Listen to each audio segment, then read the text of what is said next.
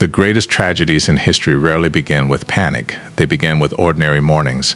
As the first rays of sunlight spread across the streets of Pompeii, no one imagined they were witnessing the final sunrise of their city. Bakers lit their ovens before dawn. Merchants arranged baskets of fresh fruit, olives, and wine. Blacksmiths prepared their tools. Children laughed as they ran through the narrow stone streets, while neighbors greeted one another as they did every morning. It was a beautiful summer day in the Roman Empire. Towering above the city stood Mount Vesuvius, calm, silent, familiar. For generations, the mountain had watched over Pompeii like a peaceful guardian. Most people no longer feared it because it had never erupted within living memory, but deep beneath the mountain, something terrifying was happening. Far below the surface, rivers of molten rock were forcing their way upward. Pressure had been building for years, hidden from every man, woman, and child living in the city.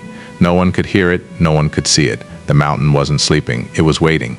Today, when people think of Pompeii, they remember a city destroyed by a volcano. But that isn't the whole story. The real mystery is this: why did so many people remain in the city when they still had time to escape? Archaeologists have uncovered heartbreaking clues. Loaves of bread still resting inside ovens. Dinner left unfinished on wooden tables. Children's toys scattered across quiet courtyards. Jewelry carefully packed as if someone expected to return home only a few hours later. These discoveries tell us something remarkable. Pompeii wasn't just a city that died, it was a city that lived.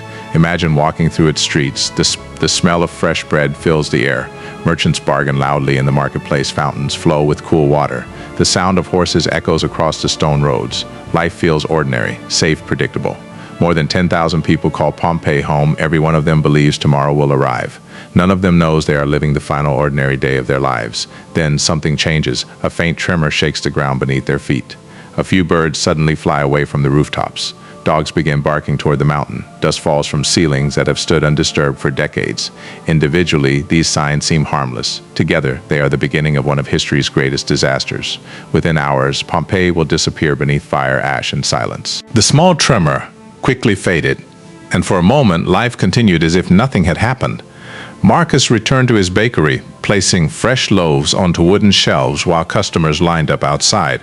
Across the city, merchants continued selling fruit, wine, and olive oil.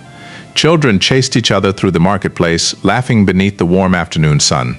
No one realized that the mountain overlooking their city had already begun to awaken. Deep beneath Mount Vesuvius, enormous pressure was building.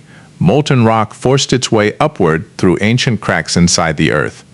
Every passing second brought the volcano closer to eruption, yet above ground, Pompeii remained peaceful. Then something strange happened. The birds disappeared. The sky, once filled with their songs, suddenly fell silent.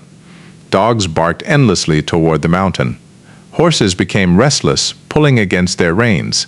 Some people noticed, most ignored it. After all, Mount Vesuvius had always been there. It had become part of everyday life. Surely there was nothing to fear. Marcus carried another basket of bread through the busy streets. He greeted familiar faces, smiled at neighbors, and stopped to speak with an elderly customer who joked about the morning's earthquake. Neither of them knew it would be their final conversation. Back at home, Julia prepared lunch. Fresh bread rested beside olives, cheese, figs, and watered wine. It was a simple meal shared by countless Roman families every day. As they sat together, another tremor shook the house. This one was stronger. Clay cups rattled across the table. Dust drifted from the ceiling.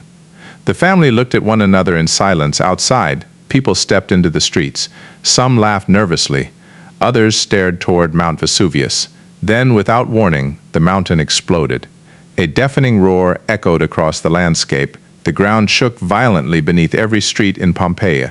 A gigantic column of ash, smoke, and volcanic rock shot high into the sky, rising faster than anyone could comprehend.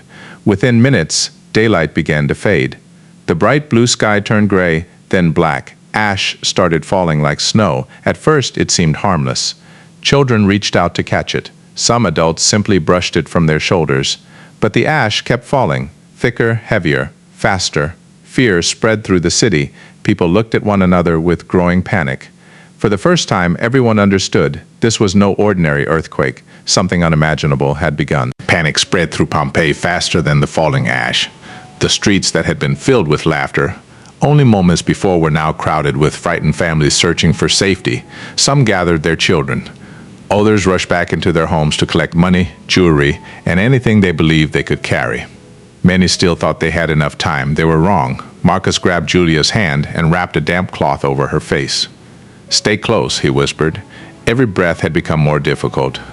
The air was thick with ash, making it harder to see, and even harder to breathe. Outside, darkness swallowed the city.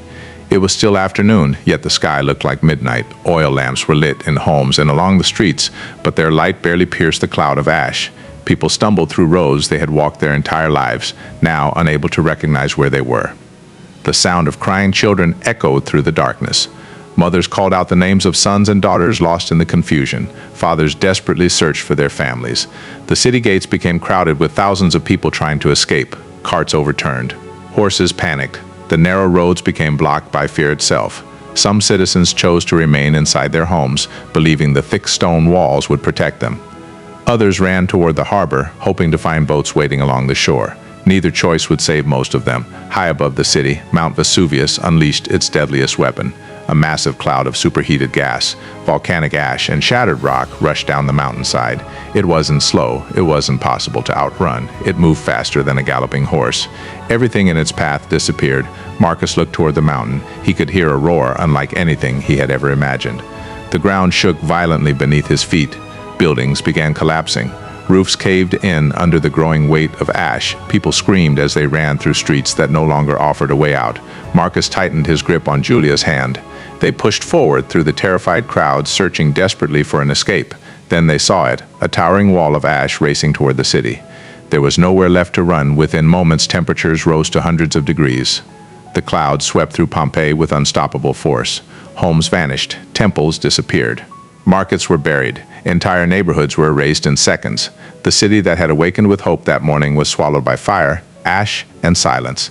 By sunrise the next day, Pompeii no longer existed, or so the world believed. Centuries later, beneath layers of hardened ash, archaeologists would uncover a city frozen in time, but that's another forgotten hour. Don't forget to like this video, subscribe to African Storyverse, and hit the notification bell so you never miss a new